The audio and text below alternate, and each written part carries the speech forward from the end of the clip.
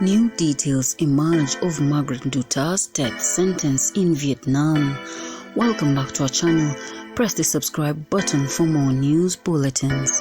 We have been following up closely on Margaret Nduta's emotional story.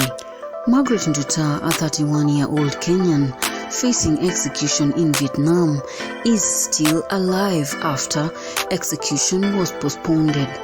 Our sincere gratitude goes to President William Ruto and PS Coril Singoi for intervening in Nduta's death sentence. Nduta traveled with two ladies, and apparently Nduta was told she will be the last to leave when her day arrives. Someone bought Nduta a suitcase because her bag was small and old. Later on, they had Nduta transfer all her belongings to the new bag. Was Nduta framed? Nduta was meant to go to Saudi Arabia but escaped, and later the agent who was to take her to Saudi after being enticed by another lady called Lillian. Her parents knew about the escape but chose to remain silent. Lillian convinced Nduta that the mission in Vietnam was more fruitful than the one in Saudi and even got her a visa. Sources say it is not the first time Nduta is taking on a drug trafficking mission, and there is a syndicate that is luring young girls to the mission. Nduta was arrested in July 2023 while en route to Laos with 2 kgs of cocaine. It was reported she was paid $1,300, approximately 168,350 Kenya shillings, by a man named John Njoroge. And our big question is, who is this man named John Njoroge? Could he be the agent of the unknown syndicate Nduta is working for?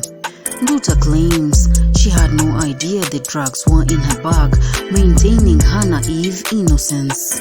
A suitcase changed Nduta's long-awaited dream into a death sentence. With all her hopes of being fruitful and successful shattered by a death sentence in Vietnam. Nduta is a 37-year-old woman who comes from a poor background. A breadwinner of their family, was approached by a man named John Njoroge to embark on a journey to transport an empty suitcase with hopes of changing her life. Unfortunately, her dream journey was cut short after her arrest in Vietnam, where she was caught with 2 kgs cocaine. In 2015, Nduta had been arrested in Malawi with the drugs and sentenced for 7 years, but due to connections, she was out of jail in 1 year.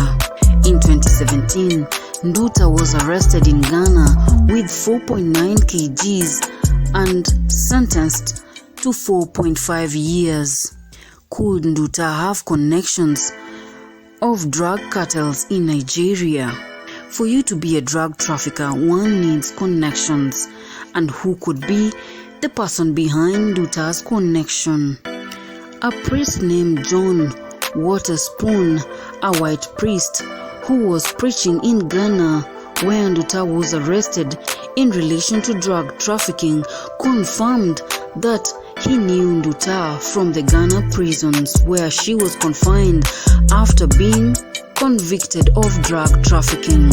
However, Nduta's sister confirms her sister has never been arrested in Ghana, and it was all fake news from bloggers. Is Nduta working for a drug cartel? Was Nduta really set up? If she wasn't set up, could she be in a drug syndicate? Drug cartels always keep a low profile and always instruct their traffickers once caught not to reveal any information and to play dumb. Could this be the case with Nduta? There could be a big syndicate recruiting innocent girls, and if Nduta has been arrested twice, it means it's something she has been doing, drug trafficking for a living. According to the ongoing stories online, in my own opinion, Nduta was so much aware she was carrying drugs in the suitcase. And our big questions are, how did Nduta manage to leave from Jomo Kenyatta Airport to 3 checkpoints without being detected? Who paid Nduta's air ticket from Ethiopia to Vietnam? We were also told she traveled by bus to Ethiopia, of which it seems to be true. So the question is, did the bus take her directly to the plane's checkpoint without being checked if she had the drugs in her suitcase? Why was cocaine not detected in Ethiopian checkpoint? How naive was Nduta at that time not to detect a 2 kg of cocaine? Leave your views on our comment section. Don't forget to like, share and subscribe to Real News Updates Media, the channel where you get all your trending bulletins. JD Ishmaels.